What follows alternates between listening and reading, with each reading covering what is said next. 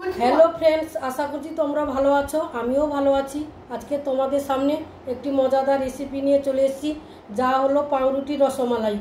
প্রথমে কড়াইতে কিছুটা দুধ নিয়ে ঘন করে ফুটাতে হবে। তারপর তার মধ্যে 2 চামচের মতো গুঁড়ো দুধ দিতে হবে। গুঁড়ো দুধ দিয়ে ভালো করে নেড়ে তাকে ঘন করতে হবে।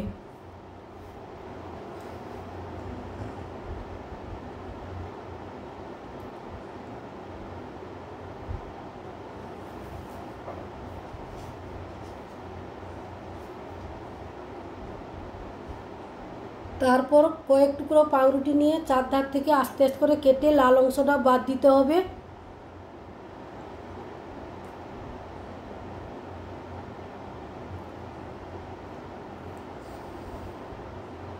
আস্তে আস্তে করে বেলে তাকে পাতলা করে বেলে নিতে হবে। তার মধ্যে পুরগুলো আস্তে আস্তে করে দিতে হবে।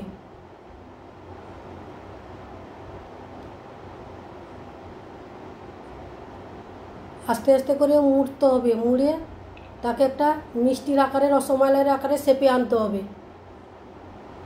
তারপর একটা লবঙ্গ দিয়ে আটকে দিতে হবে যাতে না পড়ে যায় বা ভেঙে যায়।